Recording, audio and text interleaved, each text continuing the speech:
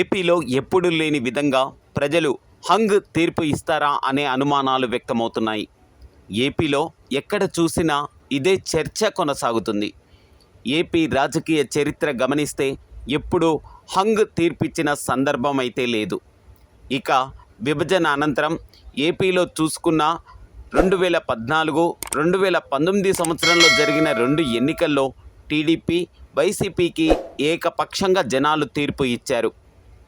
TDP కూటమి 2014 సంవత్సరంలో 106 సీట్లు ఇస్తే 2019లో వైసీపీకి సింగిల్గానే 151 సీట్లు కట్టబెట్టారు. మరి 2024 ఎన్నికల్లో జనాలు ఏ పార్టీకి సీట్లు ఎక్కువ ఇస్తారు, ఎవరిని అధికారంలోకి తీసుకువస్తారు అంటే రాజకీయ వాతావరణం పోటాపోటీగా కనిపిస్తుంది. రీజియన్లలో ఒక్కో పార్టీకి ఒక్కో విధంగా బలం కనిపిస్తుంది. దీంతో ప్రజల స్పందన ఎలా ఉంటుంది అన్నది కూడా అర్థం కాని పరిస్థితి నెలకొంది.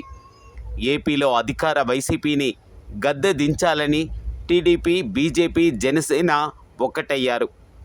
కూటమిగా ఏర్పడి ప్రజల తీర్పును కోరుతున్నారు. వాస్తవానికి 3 పార్టీలు కలవడం వల్ల 2019లో చీలిపోయిన ఓట్లను కాపాడుకోగలుగుతారని రాజకీయ విశ్లేషకులు చెప్పుకుంటున్నారు. ఈ విధంగా టీడీపీకి అదనంగా మరో 40 నుంచి 50 సీట్ల దాకా వచ్చే అవకాశాలు కనిపిస్తున్నాయి. మరి కూటమి ఈ విధంగా మ్యాజిక్ ఫిగర్ని దాటగలుగుతుందా? వైసీపీ పరిస్థితి ఏంటి అన్నది $1 మిలియన్ ప్రశ్నగానే మిగిలింది. ఏ పార్టీ అయినా మ్యాజిక్ ఫిగర్ని టచ్ చేయాలంటే 88 సీట్లు రావాలి. హంగ్ అసెంబ్లీ కానీ ఏపీలో ఏర్పడితే జనసేన, బీజేపీ పార్టీలు అత్యంత కీలకంగా మారనున్నాయి. ఏపీలో మొత్తం 144 సీట్లకు టీడీపీ పోటీ చేస్తుంది. దీనిలో 75 సీట్లు తెలుగుదేశం పార్టీ గెలుచుకోగలగాలి.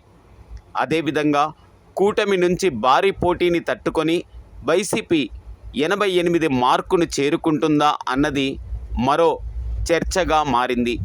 అయితే రాజకీయ విశ్లేషకులు మాత్రం ఏపీలో హంగ్ వస్తుందని భావిస్తున్నారు. ఏపీలో ఈసారి ప్రజలు ఎవరికి పూర్తి స్థాయిలో మద్దతు ఇవ్వరని కూడా విశ్లేషకులు చెబుతున్నారు. అయితే ప్రజలు టీడీపీ పాలన చూశారు, వైసీపీ పాలన చూశారు. ఎవరు ఏంటి అన్నది ప్రజలకు పూర్తి స్థాయిలో తెలుసు. మరి ప్రజలు ఎటువంటి నిర్ణయం తీసుకుంటారు అన్నది వేచి చూడాల్సిన ప్రశ్న.